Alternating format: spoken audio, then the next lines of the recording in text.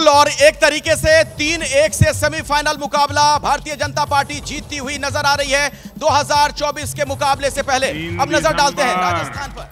जादूगर ही छूमंतर, क्योंकि माई बाप जनता होती है, जनता का मूड इस बार रिपीट करने का ही है।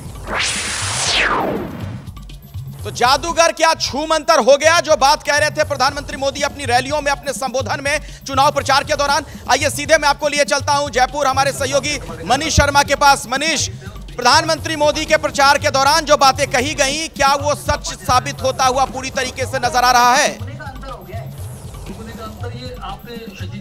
जी बिल्कुल अखिलेश, ये माहौल आप देखिए तो आपको लगेगा राजस्थान से जादूगर छू मंतर होता दिख रहा है। ये जश्न का माहौल बीजेपी दफ्तर पर और ढोल नगाड़ों के बीच किस तरीके का माहौल है, और ये केवल ये दिखाने के लिए काफी है कि किस तरीके का माहौल है बीजेपी में, और जिस तरीके के रुझान आ रहे हैं उससे यह बात बिल्कुल साफ है कि बीजेपी राजस्थान की सत्ता में आने जा रही है। और जो रिवाज है वो कायम रहा है, यानी एक बार बीजेपी एक बार कांग्रेस, और वही को बताने के लिए बीजेपी के दफ्तर के बाहर ये तमाम कार्यकर्ता इस समय भारी उत्साह में नजर आ रहे हैं। तमाम बड़े नेताओं का बीजेपी दफ्तर में पहुंचने का सिलसिला शुरू हो चुका है।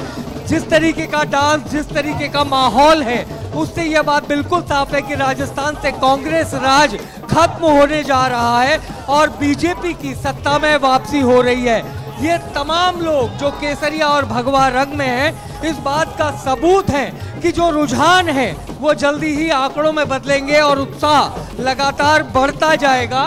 तो खुद गजेंद्र सिंह शेखावत अभी बीजेपी दफ्तर पहुंचे हैं और मोदीमय हो चुका है बीजेपी का पूरा दफ्तर, और धीरे धीरे जब नतीजे सामने आएंगे तो हम अंदाजा लगा सकते हैं कि यहाँ किस तरीके का माहौल रहने वाला है अखिलेश। लेकिन ये बताने के लिए काफी है कि प्रधानमंत्री ने जो बात कही थी राजस्थान को लेकर वो सच साबित हुई है। जी अखिलेश, बिल्कुल, मध्य प्रदेश, राजस्थान, छत्तीसगढ़, तीनों जगहों पर प्रधानमंत्री मोदी ही बीजेपी के चेहरे के तौर पर नजर आए थे।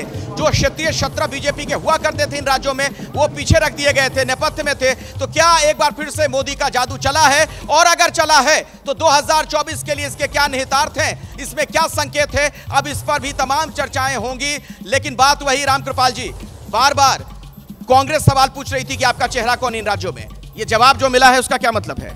देखिए, मैं तो बहुत पहले से इस बात को कह रहा था। कल आपके साथ जब मैं डिबेट बैठा था तब भी मैंने ये कहा था कि ऑर्गेनाइजेशन या पार्टी बड़ी होती है, वो सोना होता है, उसमें सुहागा लीडरशिप होती है। तो और एग्जैक्टली आज जो कुछ भी हो रहा है, जो नतीजे आ रहे हैं, ये आश्चर्यजनक नहीं है। तो कांग्रेस के पास सुहागा था, सोना नहीं था, ये तो नहीं कहना चाह रहे हैं आप? नहीं, मैं ये कह रहा हूँ कि बीजेपी के पास देखिए पार्टी की स्पष्ट नीति, जो आज से नहीं 10 साल 20 साल से उसकी नीति साफ है, और जो इम्प्लीमेंटर है, एक ब्रेकिंग न्यूज आ गई है, एक ब्रेकिंग न्यूज आ गई, जल्दी से। जो इम्प्लीमेंटर है उसके चरित्र पर, उसकी साख पर जनता को भरोसा है।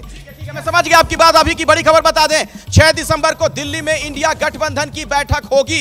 तो इस बैठक में जाहिर तौर पर मंथन होगा, चूंकि इंडिया गठबंधन की धुरी कांग्रेस बन सकती थी अगर कांग्रेस का बेहतरीन प्रदर्शन होता, लेकिन ऐसा होता हुआ फिलहाल अब नजर नहीं आ रहा है। तेलंगाना में जरूर कांग्रेस की सरकार बनती हुई दिख रही है। यहां पर 66 सीटों पर रुझानों के मुताबिक कांग्रेस आगे चल रही है, लेकिन मध्य प्रदेश में बहुत बड़ा नुकसान कांग्रेस को हुआ है। सिर्फ 85 सीटों पर कांग्रेस आगे है। राजस्थान में बीजेपी 117, कांग्रेस 66, और छत्तीसगढ़ में भी बीजेपी की सरकार फिलहाल बनती हुई नजर आ रही है। आइए अब मैं आपको काउंटिंग सेंटर लिए चलता हूं रोमाना के पास। काउंटिंग सेंटर से इस वक्त बड़ी खबर आ रही है, और राजस्थान को लेकर बड़ी खबर आ रही है, जहां पर लगातार आप नंबर में देख रहे हैं 199 में से 117 बीजेपी जीतती हुई नजर आ रही है। कहां से मिल रही है? बीजेपी के नेता जो आगे चल रहे हैं, जिसमें पूर्व सीएम वसुंधरा राजे भी शामिल है, सवाई माधोपुर से सांसद किरोड़ी लाल मीणा भी शामिल है, और नागौर से बीजेपी उम्मीदवार ज्योति मिर्धा भी आगे है, जो कि पहले अभी हाल ही में जो बीजेपी ज्वाइन किया था। बिल्कुल, पहले कांग्रेस में थी, लेकिन इसमें सबसे महत्वपूर्ण किरोड़ी लाल मीणा का नाम उठा है। दानिश अबरार को हरा रहे हैं, वो सिटिंग एमएलए कांग्रेस के थे, 2018 में जीते थे।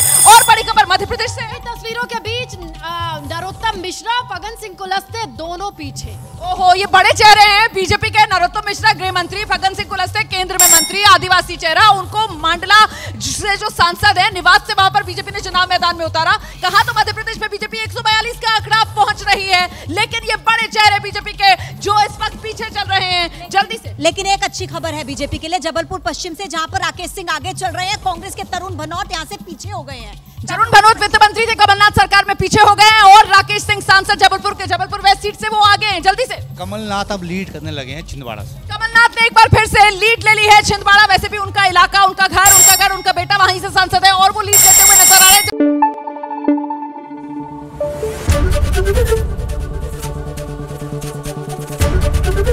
एबीपी न्यूज आपको रखे आगे।